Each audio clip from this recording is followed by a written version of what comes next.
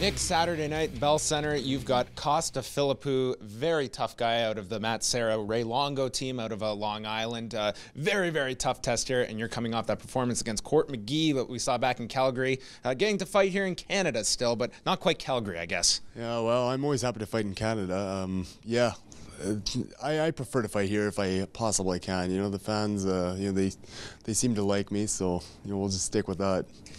Your last fight, you got, I would imagine, a big dream of yours with Bret Hart accompanying you down to the ringside. I don't know if you're familiar here. The Bell Center, not too kind to Bret Hart after the '97 Survivor Series. Really? Oh, yeah. This was the infamous Montreal screw job with Bret Hart and Shawn Michaels. So I'm assuming Bret will not be with you this time around. You know what? If that's actually true, then he's probably scared to be here. But yeah. Anyways, it was awesome to have Bret Hart in my corner for that last fight.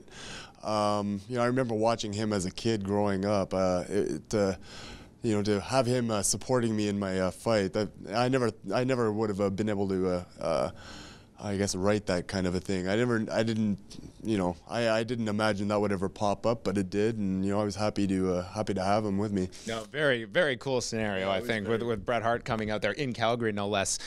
Looking at that fight with Court McGee, it was one of those fights that a lot of people were debating afterwards. When you watched back, what did you take from that fight against Court?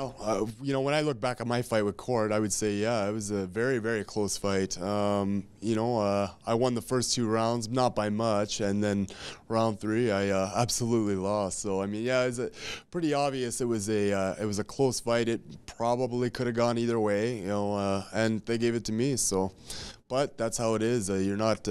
It's not. Sometimes it's just going to be a photo finish, and you just got to accept that as a fighter.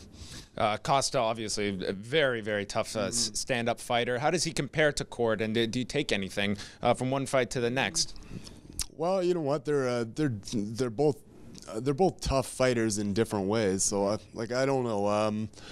I think the Costa's a little bit more of a, boxer slash a, technical fighter, whereas Court McGee is more of a brawler type of a thing. And, I definitely got to experience a brawl in the last fight. So now I get to experience more of a boxing match, I think. In this card, you're on the pay-per-view main card. Slowly moving yourself up in a very, very deep 185-pound division. I mean, not that you're looking past this, but a win here, it's really kind of makes yourself stand out a bit here in as I mentioned, a very deep division right now where everyone is kind of jockeying for position. Well, you know what? Yeah, the 185 division is a very deep division. A lot of really talented guys. I'm honored to be on the main card, moving up. Anyways, we'll see. I'm not looking past this fight. Costa, again, very tough individual. It's time to just put my training to use and see what worked in my camp and what didn't. So.